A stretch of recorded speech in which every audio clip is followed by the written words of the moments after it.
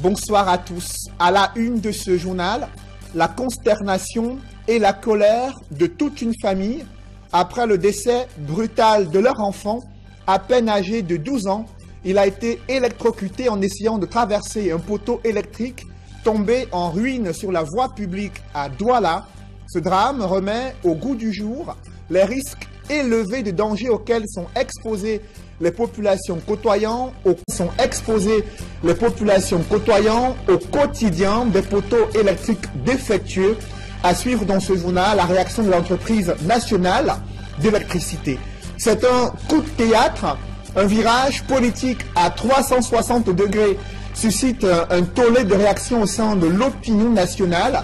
C'est l'histoire d'une personnalité politique réputée pour ses critiques contre le régime Biya qui a décidé, contre toute attente, de soutenir une candidature de Paul Biya à la prochaine élection présidentielle.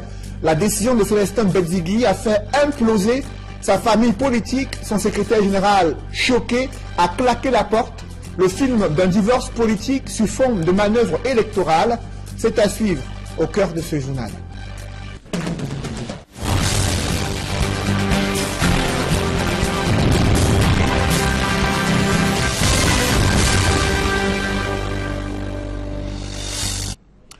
Merci de suivre cette édition complète de l'information sur Equinox Télévision. C'est la colère d'une famille après le décès brutal d'un enfant de 12 ans. À peine essayait-il de traverser un poteau électrique tombé en ruine sur la voie publique. L'enfant a été propulsé dans les airs, victime d'électrocution. Il n'a pas survécu à la décharge électrique. Sa famille en colère pointe du doigt l'entreprise d'électricité qui n'a pas fait débarrasser ce poteau électrique défectueux de la voie publique. L'entreprise explique dans ce reportage signé Keddiara. Aux environs de 16 heures que la scène se déroule, comme nous l'explique le papa de Tony. Je suis quitté à la maison, l'enfant était bien, en santé. Je suis parti au travail, c'est les 16h30 que l'enfant m'appelle. Il m'appelle que l'enfant a eu l'accident. Il demande qu'est-ce qui ne va pas être au téléphone. C'est après que j'appelle. Il me dit que le poteau est tombé sur l'enfant.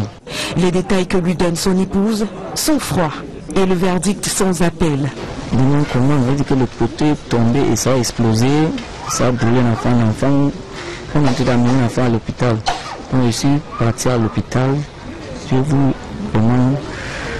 Les conditions de l'enfant étaient très graves. Et le docteur m'a dit que l'enfant ne pouvait pas vivre. En plus de Tony, 2 autres enfants du quartier ont été touchés.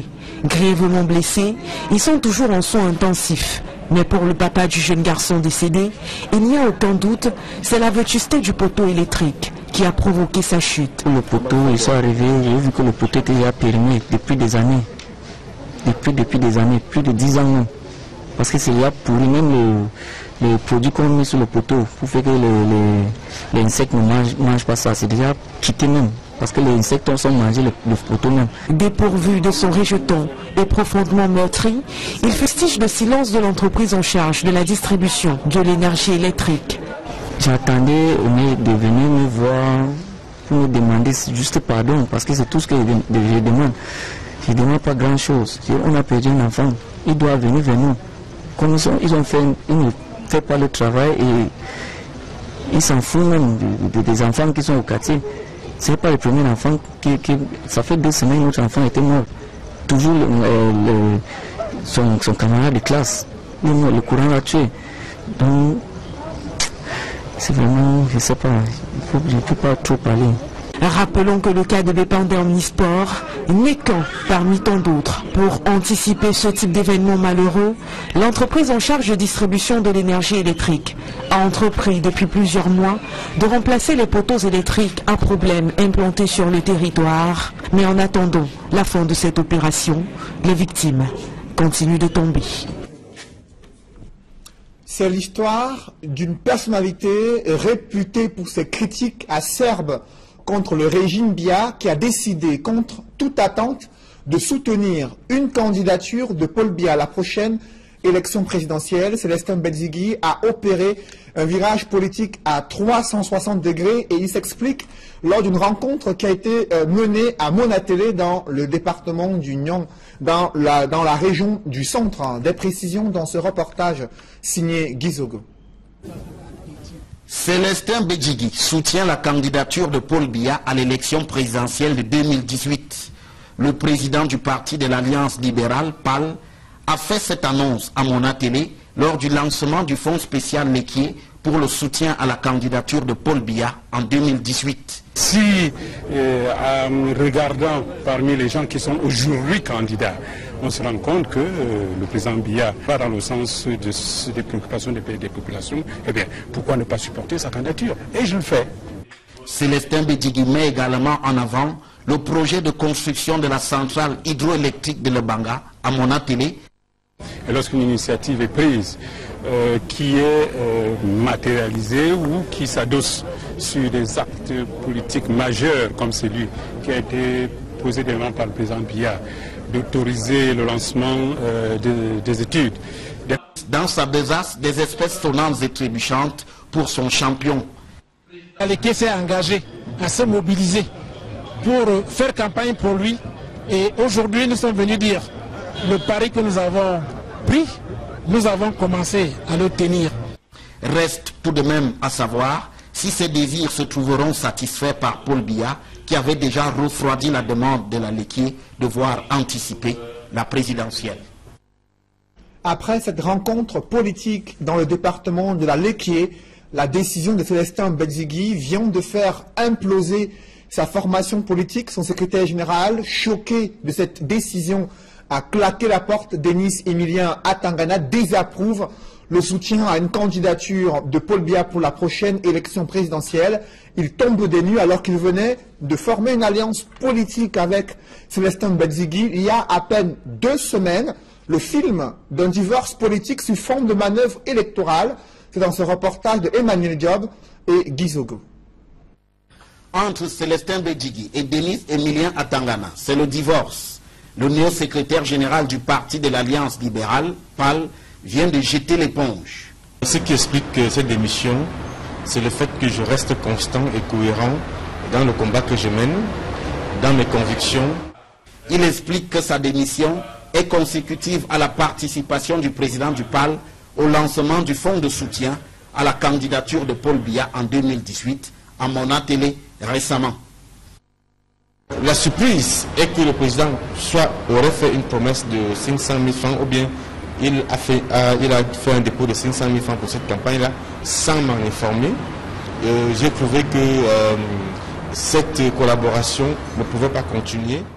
L'ex-secrétaire général du PAL fustige donc le soutien de Célestin Bédzigui à la candidature du chef de l'État. J'estime que le ralliement subit que le président du PAL a opéré n'était pas conforme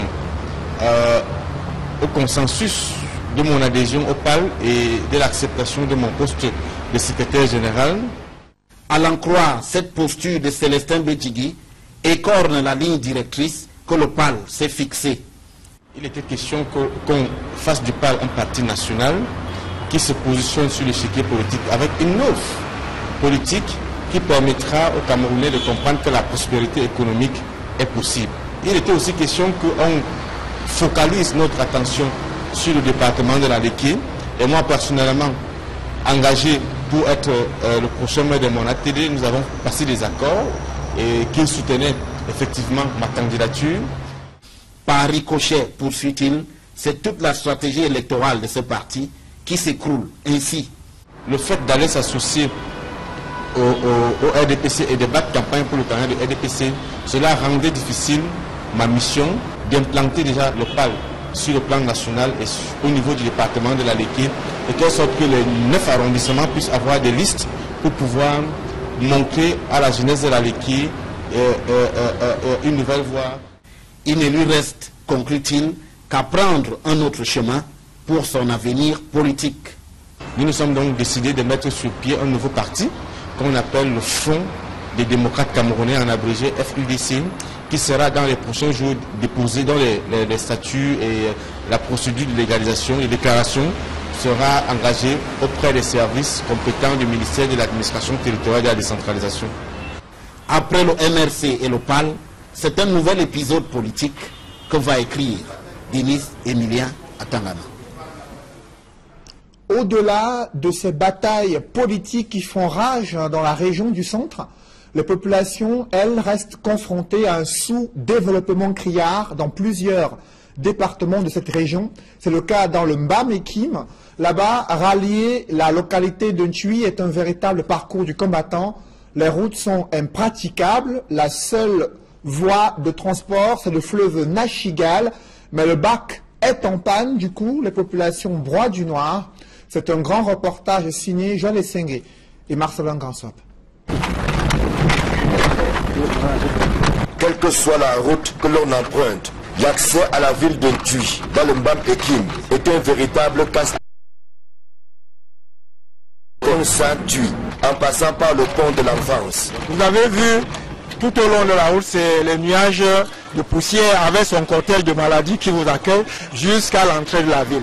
Vivement peut-être avec le développement qui vient, notamment la route Bachenga-Ntui, Lena, Yoko, nous serons peut-être vraiment sauvés de ce marasme. Mais nous faisons avec.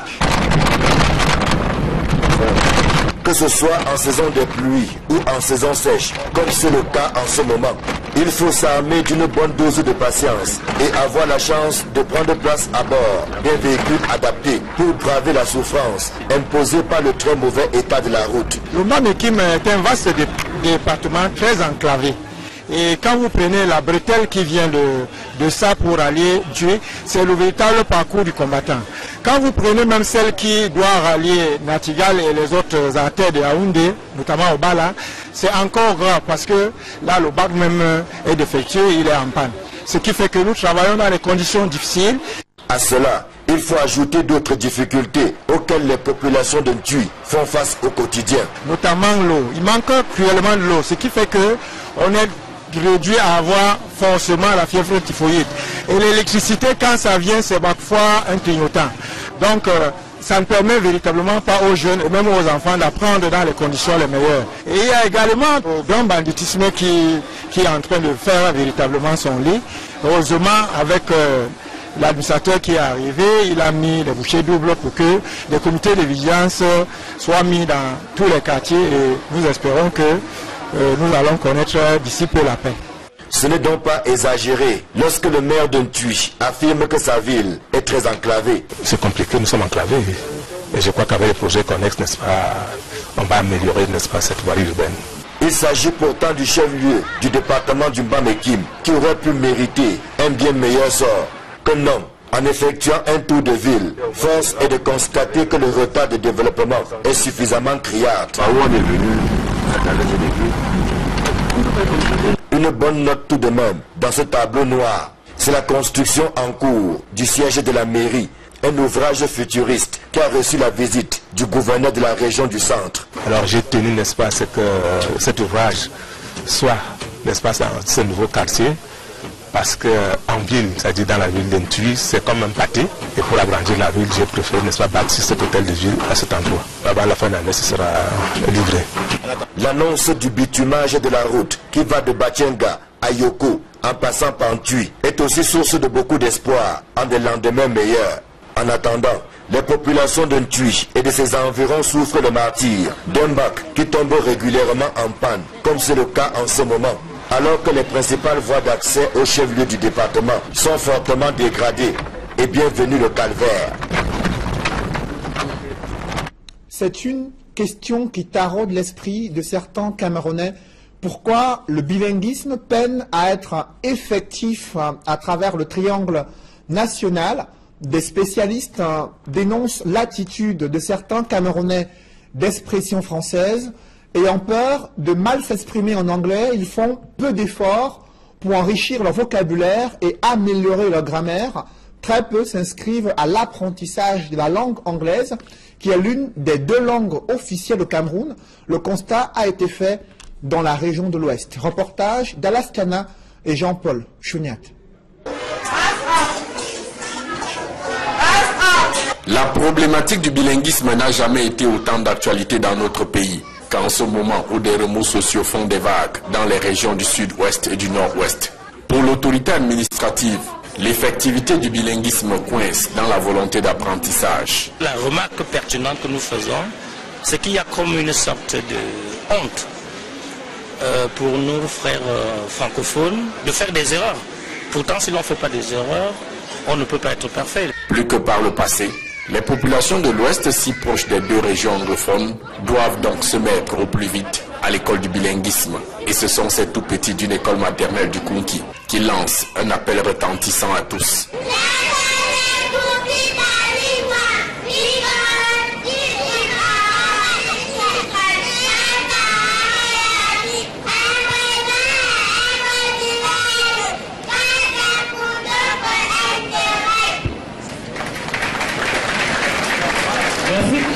L'inspecteur général près les services du gouverneur de la région de l'Ouest, présidant les festivités de la semaine du bilinguisme à Banjul, préconise un apprentissage au quotidien pour un bilinguisme parfait dans nos écoles, entreprises et services publics. Les anglophones disent « It's practice that make perfect ».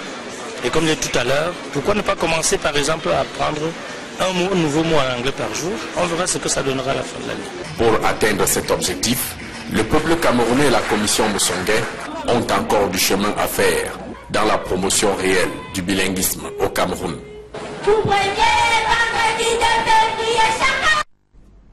6 mois après l'arrivée d'un bateau humanitaire médicalisé à Douala, près de 1800 Camerounais ont retrouvé la santé. C'est du moins ce qu'affirment des médecins engagés dans le cadre de l'opération Mercy Ship, des chiffres dévoilés lors d'une visite du ministre de la Santé publique. André Mamafouda a pu apprécier l'engagement de ces médecins à former d'autres spécialistes de la santé, notamment des Camerounais, sur les nouvelles pratiques médicales. Reportage Flavien Dongo. André Mamafouda vient de séjourner à Douala, capitale économique du Cameroun.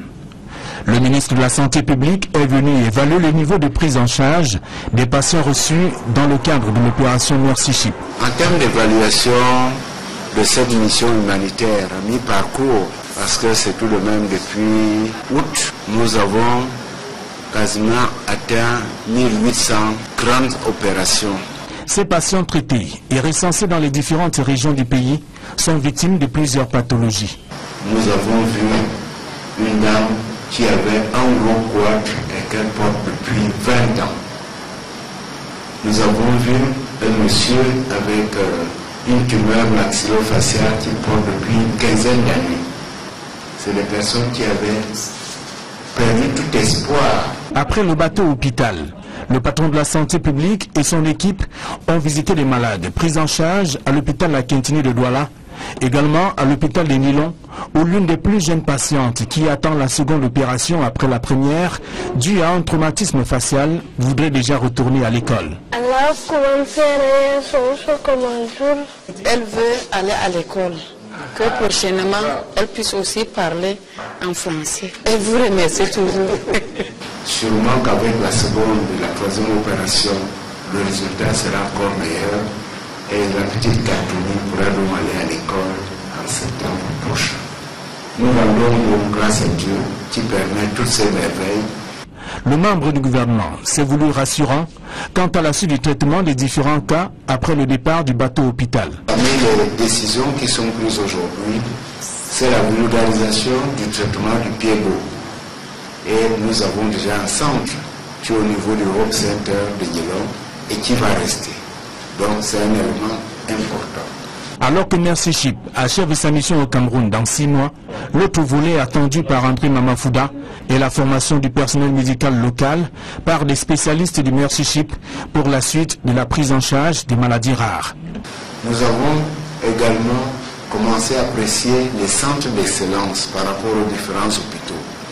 Dès que la réflexion sera affinée, cette information sera portée à la connaissance des patients, tel que dans le système de mutualisation de ressources entre les hôpitaux, des références contre références, la prise en charge puisse s'effectuer normalement. Le ministre de la Santé publique et plusieurs directeurs de formation sanitaire du pays se sont accordés sur la sélection des spécialistes de la santé devant recevoir ces connaissances. Si vous résidez à Douala, vous avez certainement ressenti cette chaleur presque insupportable depuis quelques jours. Comment les habitants de la capitale économique s'organisent face à cette température de plus en plus élevée en ce mois de février 2018. C'est un reportage signé Warren Zede et Donald Brice Kamgan. Deux ventilateurs pour un. C'est l'astuce de Romuald pour contrer le pic de chaleur que connaît Douala en ce moment. Mais notre boutiquier n'est pas au frais. Il en faut plus lorsqu'il y a de la clientèle. Ce sont les moyens qui manquent. C'est moyen parce que là, quand il y a déjà 2, 3, 4, 5 personnes dans la boutique, la température augmente. Donc ça ne parvient plus à gérer. Si j'avais les moyens, je devais mettre la climatisation, mais pour l'instant, je n'ai pas de moyens. Je fais avec ce que j'ai. Romuald est un VIP comparé à notre gérante de kiosque. Il est 13 h, son éventail, ce sont ses archives de parieurs. La canicule n'épargne personne dans la capitale économique. À défaut d'un mouchoir, notre interlocuteur se nettoie à la main, assailli par la sueur. C'est la déforestation actuelle. Du part, je peux dire, je ne sais pas si c'est le gouvernement, des responsables qui n'arrivent pas à gérer tout ce qui se passe là maintenant. À la maison, j'ai les ventilateurs dans toutes les chambres, au salon. On essaie de se battre comme ça. Il faut se laver même 3 fois par jour. Même à 23 h, il faut verser l'eau pour ne pas beaucoup sentir la chaleur. À Douala, c'est chaque citoyen qui se bat contre la saison sèche aiguë. L'activité anthropique, avec les activités industrielles et tout ça, a aggravé ce problème en émettant dans l'atmosphère des gaz que nous appelons les gaz à effet de serre. Donc, ces grosses molécules, une fois dans l'atmosphère, n'est-ce pas, se concentrent et forment une couche qui absorbe les infrarouges thermiques, qui sont des rayonnements réchauffants, et les renvoie donc sur Terre sous forme de chaleur. Les espaces verts migrent vers la couleur terre, on dirait des gazons cuits à la braise, cuits au soleil.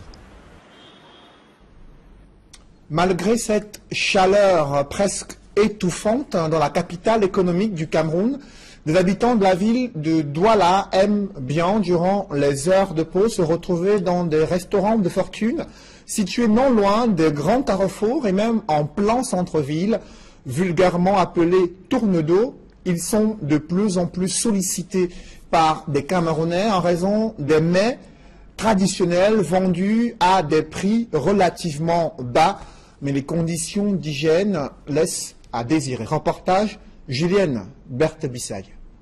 Au carrefour ancien d'Alip à Akwar, les restaurants de fortune jonchent le long des rues.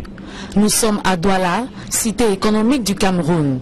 Ces restaurants, communément appelés tourne d'eau, ne cessent de drainer des foules du fait des prix jugés accessibles. Moi, je préfère manger chez Mani, puisque son plat, c'est 500 et elle fait bien. Bon, je n'ai pas 2000 pour aller dans le restaurant. Moi, je ne fais que la moto. Bon, je viens manger ici parce qu'elle préparera bien.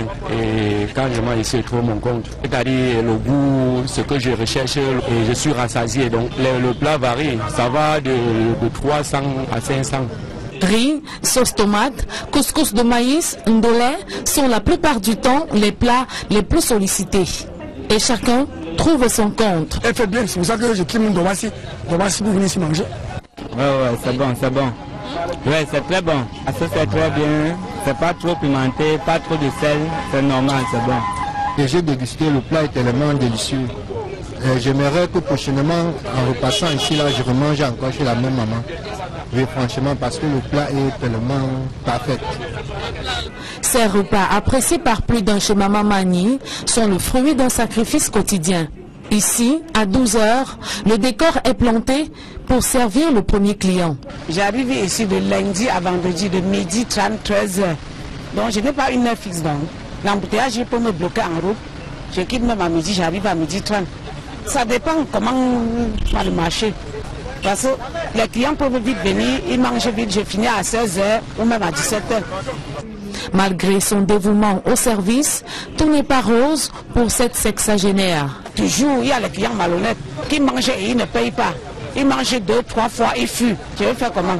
Ces tournées d'eau, dissémées en plein air, sont généralement exposées aux intempéries.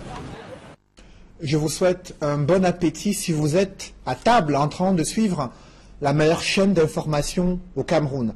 Dans l'actualité, les questions relatives à cette gastronomie, à l'identité culturelle du Cameroun se posent avec acuité dans ce monde où il y a une influence urbaine relative à des habitudes venant de l'Occident. Comment les Camerounais, les Africains peuvent-ils affirmer leur propre identité dans cet univers de plus en plus mondialisé?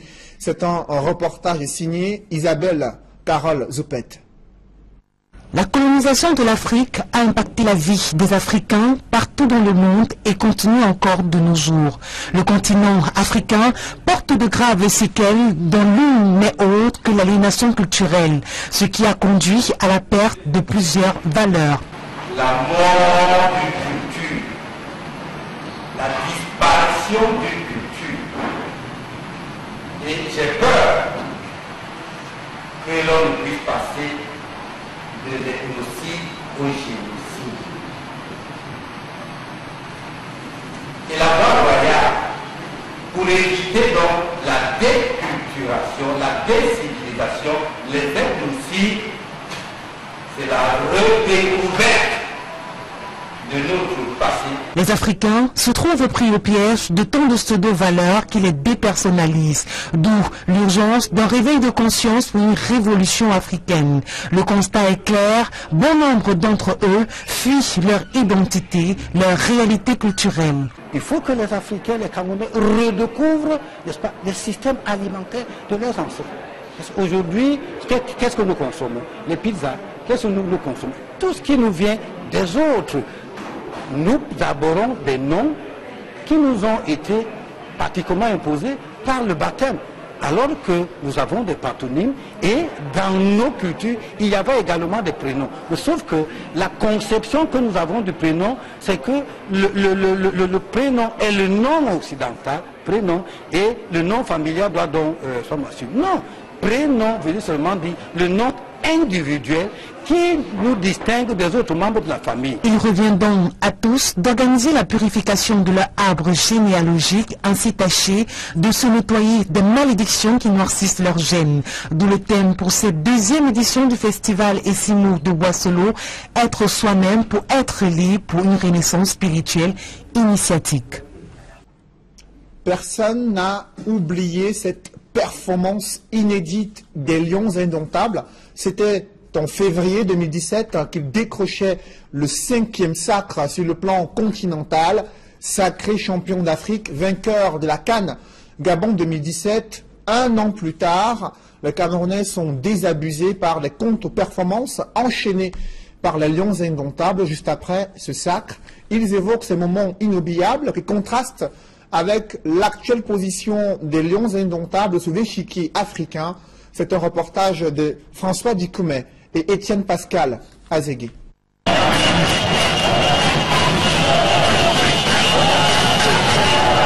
y a un an, les Lions Indomptables faisaient vivre des moments d'extase au peuple camerounais et surtout à leurs fans, juste après la victoire en finale de la CAN gabonaise. Des instants de liesse populaire qui sont restés vivaces dans la mémoire collective, au point où certains, un an plus tard, s'en souviennent encore avec plus d'émotion dans la voix comme si c'était hier. La CAN 2017, en totalité, du début jusqu'à la fin, pour un Camerounais qui aime son pays, est un événement inoubliable. Ils ont fait preuve de beaucoup de courage pour remporter la CAN en janvier passé. Et ça, nous le tirons de nos chapeaux. Et ça entendait beaucoup entre eux, les joueurs. Et le coach aussi, il ne nous a pas dessus. Il a fait son travail, malgré qu'aujourd'hui, il n'est plus avec nous. Ballon dans les pieds plutôt que l'espace. Celui-là, il prend le ballon avec Boubacar. Oh là là,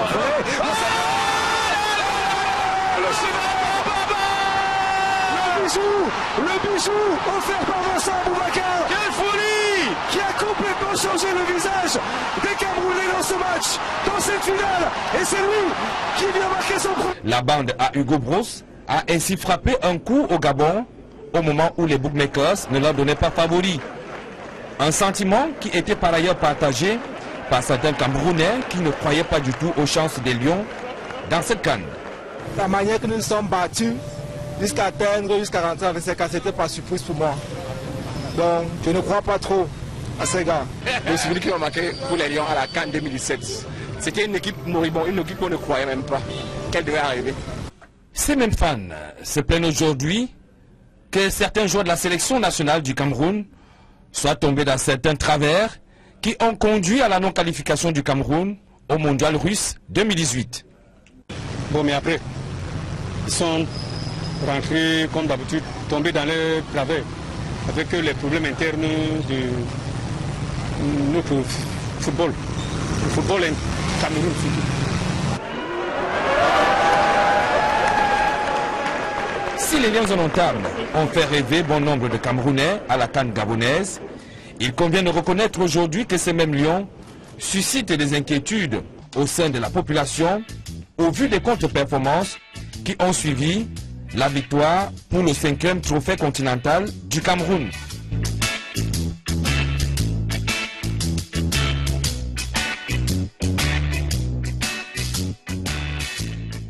Dans ce chapitre sport, la saison est lancée à la Fédération camerounaise des sports pour déficients visuels en match d'ouverture de Golden Ball à Yaoundé. Young Star a pris le dessus sur Essingan, 11 buts contre 9 pour cette nouvelle saison.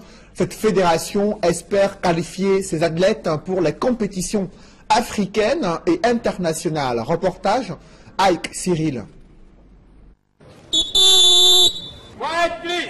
Le coup d'envoi du match Essingan contre Young Star pour marquer le lancement des activités à la Fédération camerounaise des sports pour déficients visuels. Chaque équipe aligne 3 joueurs le long des buts qui mesurent 9 mètres de large et 1,30 m de hauteur. On a très vite compris qu'il s'agit du goal ball pour cette ouverture de saison à la FECASDEF. Les joueurs ont les yeux bandés tandis que le match se dispute en 2 fois 12 minutes. La partie démarre sur les chapeaux de roue. Après 3 tirs seulement, Young Star ouvre le score. Plusieurs autres buts vont suivre de part et d'autre, au point où à la pause, le score est de 5 pour Young Star et 3 pour Essingan.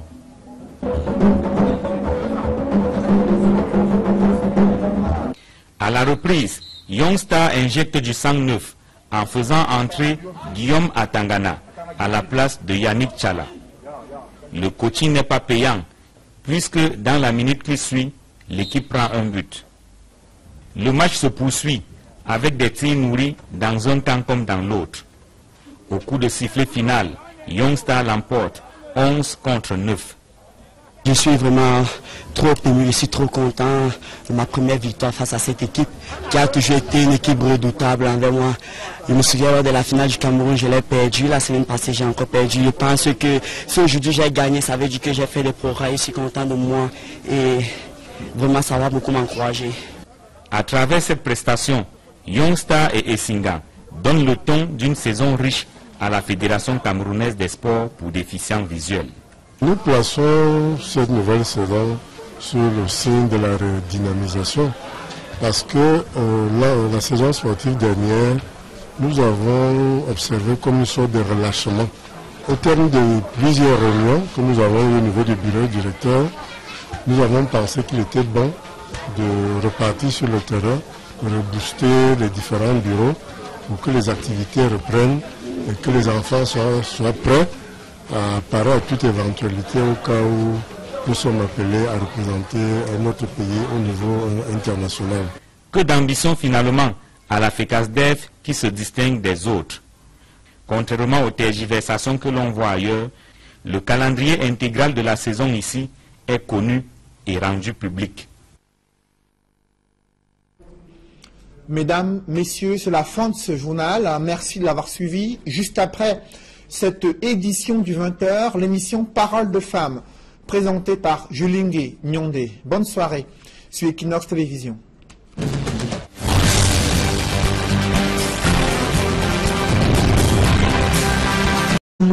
De remplacer les poteaux électriques, un problème implanté sur le territoire. Mais en attendant la fin de cette opération, les victimes continuent de tomber.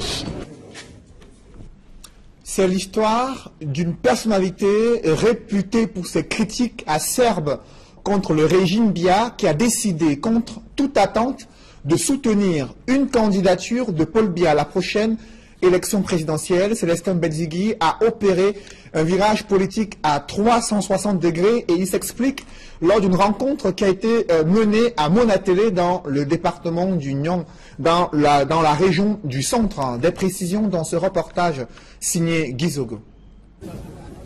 Célestin Bedzigui soutient la candidature de Paul Biya à l'élection présidentielle de 2018. Le président du parti de l'Alliance libérale, PAL, a fait cette annonce à Monatélé lors du lancement du fonds spécial Lequier pour le soutien à la candidature de Paul Biya en 2018. Si, en regardant parmi les gens qui sont aujourd'hui candidats, on se rend compte que le président Biya va dans le sens des préoccupations des populations, eh bien, pourquoi ne pas supporter sa candidature? Et je le fais. Célestin Bedzigui met également en avant le projet de construction de la centrale hydroélectrique de Lebanga à Monatélé. Et lorsqu'une initiative est prise qui est matérialisée ou qui s'adosse sur des actes politiques majeurs comme celui qui a été posé devant par le président Biya, d'autoriser le lancement des études. Dans sa besace, des espèces sonnantes et trébuchantes pour son champion. Lequier s'est engagé à se mobiliser pour faire campagne pour lui et aujourd'hui nous sommes venus dire le pari que nous avons pris, nous avons commencé à le tenir. Reste tout de même à savoir si ces désirs se trouveront satisfaits par Paul Biya qui avait déjà refroidi la demande de la Lequier de voir anticiper la présidentielle.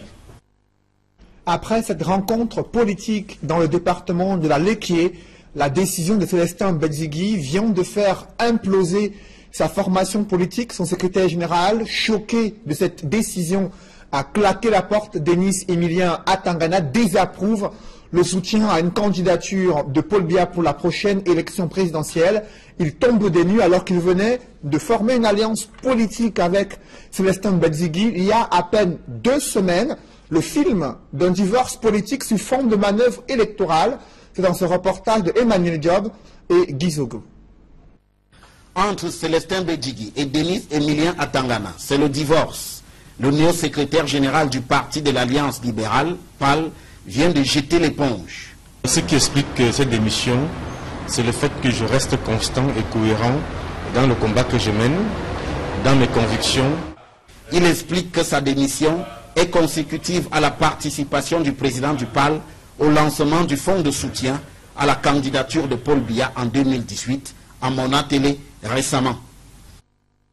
La surprise est que le président aurait fait une promesse de 500 000 francs ou bien il a fait un dépôt de 500 000 francs pour cette campagne-là sans m'en informer. J'ai trouvé que cette collaboration ne pouvait pas continuer. L'ex-secrétaire général du PAL fustige donc le soutien de Célestin Bedzigui à la candidature du chef de l'État. J'estime que le ralliement subit que le président du PAL a opéré n'était pas conforme au consensus de mon adhésion au PAL et de l'acceptation de mon poste de secrétaire général. À l'en croire, cette posture de Célestin Bedzigui écorne la ligne directrice que le PAL s'est fixée. Il était question qu'on fasse du PAL un parti national qui se positionne sur l'échiquier politique avec une offre politique qui permettra aux Camerounais de comprendre que la prospérité économique est possible. Il était aussi question qu'on focalise notre attention sur le département de la Lequier. Et moi personnellement, engagé pour être le prochain maire de Monatélé, nous avons passé des accords et qu'il soutenait effectivement ma candidature. Par ricochet, poursuit-il, c'est toute la stratégie électorale de ce parti qui s'écroule ainsi. Le fait d'aller s'associer au RDPC et de battre campagne pour le candidat de RDPC, cela rendait difficile ma mission d'implanter déjà le PAL sur le plan national et au niveau du département de la Léquille, et telle sorte que les 9 arrondissements puissent avoir des listes pour pouvoir montrer à la jeunesse de la Léquille une nouvelle voie. Il ne lui reste, conclut-il, qu'à prendre un autre chemin pour son avenir politique.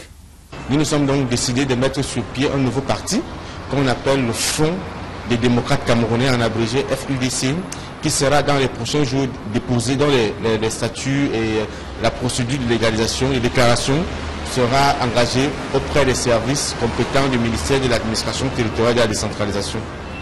Après le MRC et le PAL, c'est un nouvel épisode politique que va écrire Denis Emilien Atangana. Au-delà de ces batailles politiques qui font rage dans la région du centre, les populations, elles, restent confrontées à un sous-développement criard dans plusieurs départements de cette région. C'est le cas dans le Mbam-Ekim. Là-bas, rallier la localité de Ntui est un véritable parcours du combattant. Les routes sont impraticables. La seule voie de transport, c'est le fleuve Nachigal. Mais le bac est en panne. Du coup, les populations broient du noir. C'est un grand reportage signé Joël Essengue et Marcelin Gansop.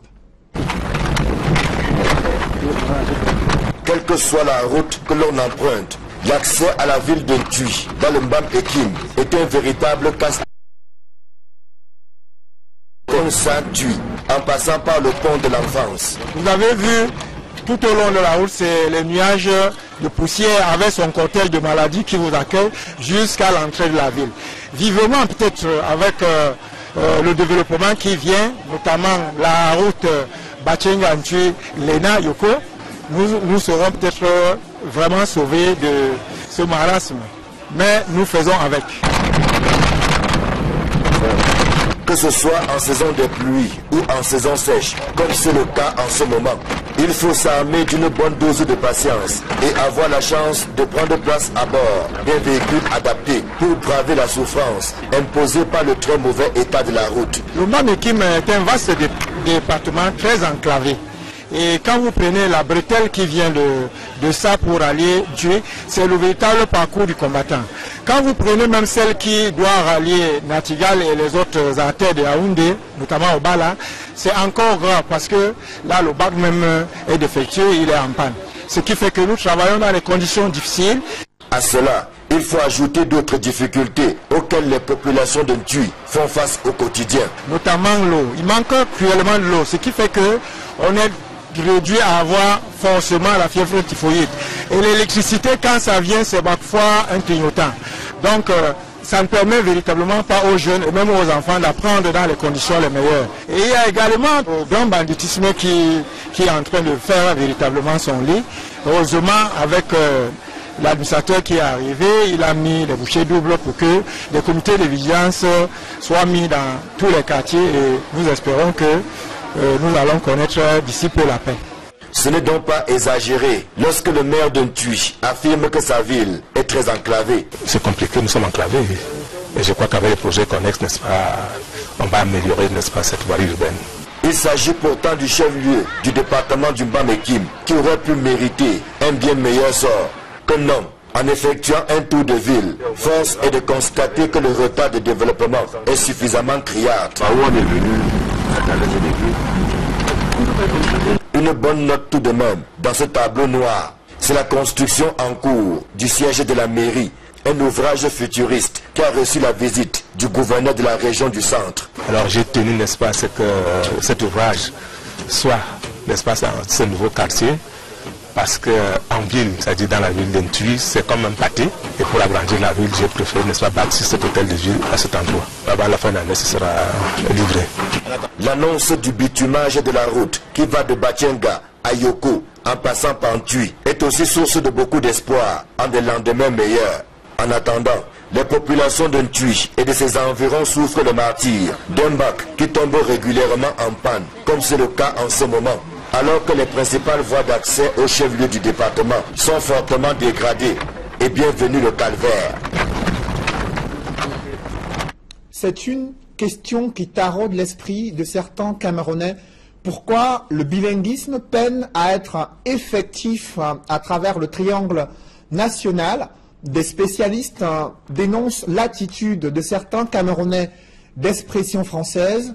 Ayant peur de mal s'exprimer en anglais, ils font peu d'efforts pour enrichir leur vocabulaire et améliorer leur grammaire.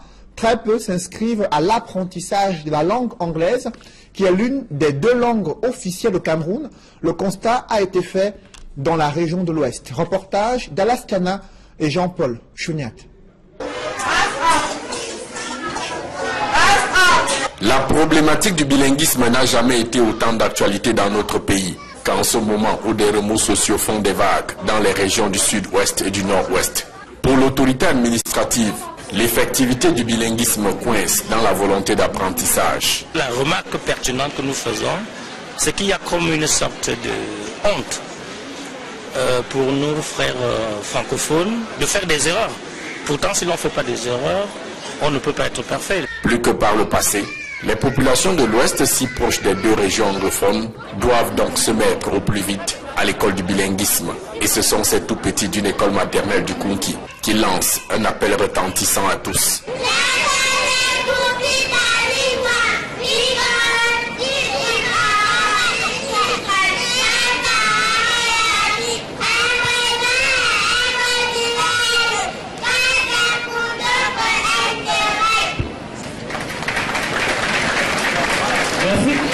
L'inspecteur général près les services du gouverneur de la région de l'Ouest, présidant les festivités de la semaine du bilinguisme à Badjoun, préconise un apprentissage au quotidien pour un bilinguisme parfait dans nos écoles, entreprises et services publics. Les anglophones disent « It's practice that make perfect ».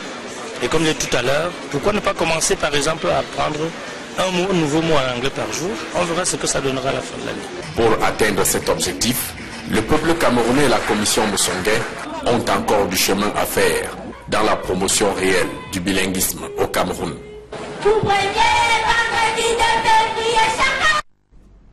6 mois après l'arrivée d'un bateau humanitaire médicalisé à Douala, près de 1800 Camerounais ont retrouvé la santé. C'est du moins ce qu'affirment des médecins engagés dans le cadre de l'opération Mercy Ship, des chiffres dévoilés lors d'une visite du ministre de la Santé publique. André Mamafouda a pu apprécier l'engagement de ces médecins à former d'autres spécialistes de la santé, notamment des Camerounais, sur les nouvelles pratiques médicales. Reportage Flavien Dongo. André Mamafouda vient de séjourner à Douala, capitale économique du Cameroun. Le ministre de la Santé publique est venu évaluer le niveau de prise en charge des patients reçus dans le cadre de l'opération Mercy Ship. En termes d'évaluation de cette mission humanitaire à mi-parcours, parce que c'est tout de même depuis août, nous avons quasiment atteint 1800 grandes opérations. Ces patients traités et recensés dans les différentes régions du pays sont victimes de plusieurs pathologies. Nous avons vu une dame qui avait un gros quad et qu'elle porte depuis 20 ans. Nous avons vu un monsieur avec une tumeur maxillofaciale qui porte depuis une quinzaine d'années.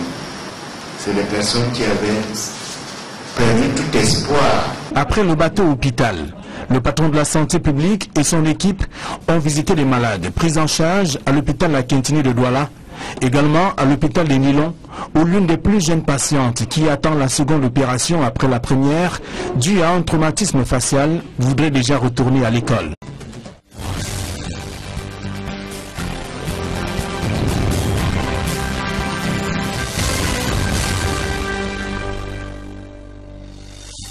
Bonsoir à tous. À la une de ce journal, la consternation et la colère de toute une famille après le décès brutal de leur enfant, à peine âgé de 12 ans. Il a été électrocuté en essayant de traverser un poteau électrique tombé en ruine sur la voie publique à Douala. Ce drame remet au goût du jour les risques élevés de danger auxquels sont exposées les populations côtoyant au quotidien des poteaux électriques défectueux. À suivre dans ce journal la réaction de l'entreprise nationale d'électricité. C'est un coup de théâtre, un virage politique à 360 degrés suscite un tollé de réaction au sein de l'opinion nationale. c'est l'histoire d'une personnalité politique réputée pour ses critiques contre le régime Biya qui a décidé, contre toute attente, de soutenir une candidature de Paul Biya à la prochaine élection présidentielle. La décision de Célestin Bedzigui a fait imploser sa famille politique. Son secrétaire général, choqué, a claqué la porte. Le film d'un divorce politique sous forme de manœuvre électorale, c'est à suivre au cœur de ce journal.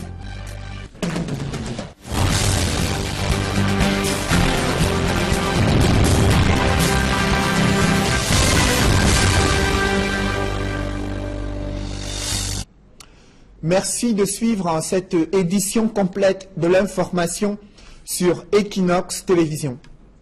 C'est la colère d'une famille après le décès brutal d'un enfant de 12 ans.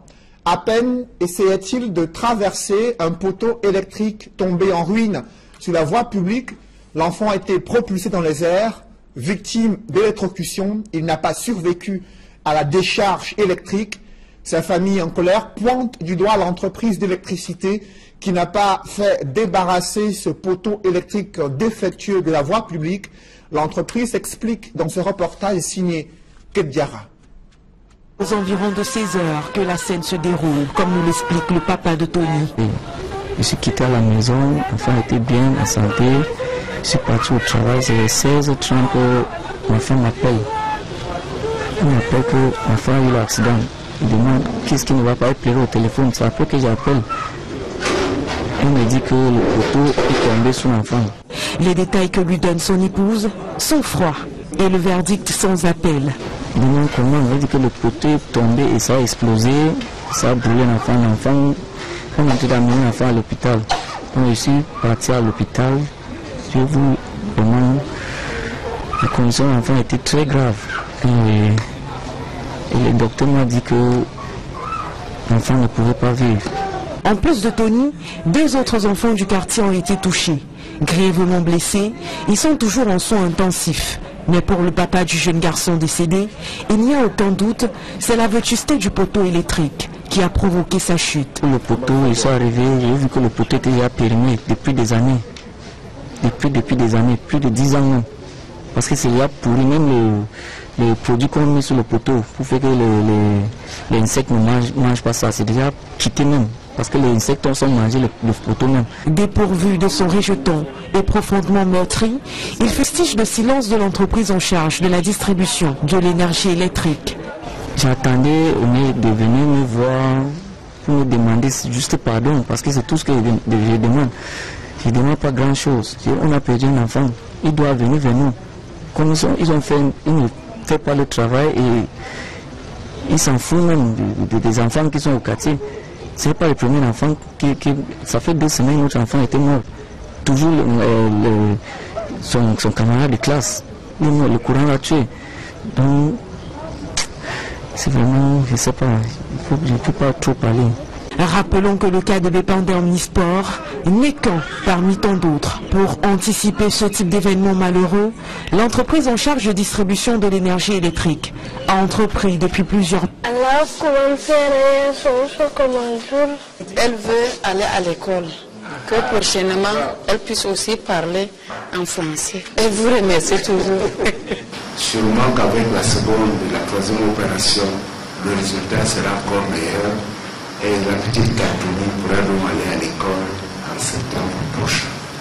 Nous rendons grâce à Dieu qui permet toutes ces merveilles. Le membre du gouvernement s'est voulu rassurant quant à la suite du traitement des différents cas après le départ du bateau hôpital. Parmi les décisions qui sont prises aujourd'hui, c'est la vulgarisation du traitement du pied-beau. Et nous avons déjà un centre qui est au niveau du Hope Center de Nilon et qui va rester. Donc c'est un élément important. Alors que Mercy Ship achève sa mission au Cameroun dans 6 mois, l'autre volet attendu par André Mamafouda est la formation du personnel médical local par des spécialistes du Mercy Ship pour la suite de la prise en charge des maladies rares. Nous avons également commencé à apprécier les centres d'excellence par rapport aux différents hôpitaux. Dès que la réflexion sera affinée, cette information sera portée à la connaissance des patients, tel que dans le système de mutualisation de ressources entre les hôpitaux. des références contre références, la prise en charge puisse s'effectuer normalement. Le ministre de la Santé publique et plusieurs directeurs de formation sanitaire du pays se sont accordés sur la sélection des spécialistes de la santé devant recevoir ces connaissances. Si vous résidez à Douala, vous avez certainement ressenti cette chaleur presque insupportable depuis quelques jours. Comment les habitants de la capitale économique s'organisent face à cette température de plus en plus élevée en ce mois de février 2018. C'est un reportage signé Warren Zede et Donald Brice Kamgan. Deux ventilateurs pour un. C'est l'astuce de Romuald pour contrer le pic de chaleur que connaît Douala en ce moment. Mais notre boutiquier n'est pas au frais. Il en faut plus lorsqu'il y a de la clientèle. Ce sont les moyens qui manquent. C'est moyen parce que là, quand il y a déjà 2, 3, 4, 5 personnes dans la boutique, la température augmente. Donc ça ne parvient plus à gérer. Si j'avais les moyens, je devais mettre la climatisation. Mais pour l'instant, je n'ai pas de moyens. Je fais avec ce que j'ai. Romuald est un VIP comparé à notre gérante de kiosque. Il est 13 h. Son éventail, ce sont ses archives de parieurs. La canicule n'épargne personne dans la capitale économique. À défaut d'un mouchoir, notre interlocuteur se nettoie à la main, assailli par la sueur. C'est la déforestation actuelle. Du part, je peux dire, je ne sais pas si c'est le gouvernement, des responsables qui n'arrivent pas à gérer tout ce qui se passe là maintenant. À la maison, j'ai les ventilateurs dans toutes les chambres, au salon. On essaie de se battre comme ça. Il faut se laver même 3 fois par jour.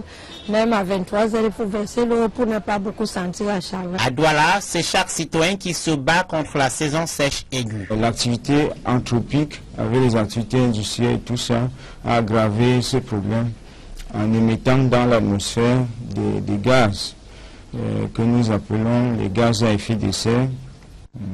Donc, ces grosses molécules, une fois dans l'atmosphère, n'est-ce pas, se concentrent et forment une couche qui absorbe les infrarouges thermiques, qui sont des rayonnements réchauffants, et les renvoie donc sur Terre sous forme de chaleur. Les espaces verts migrent vers la couleur terre, on dirait des gazons cuits à la braise, cuits au soleil. Malgré cette chaleur presque étouffante dans la capitale économique du Cameroun, les habitants de la ville de Douala aiment bien, durant les heures de pause, se retrouver dans des restaurants de fortune situés non loin des grands carrefours et même en plein centre-ville, vulgairement appelés tourne d'eau. Ils sont de plus en plus sollicités par des Camerounais en raison des mets traditionnels.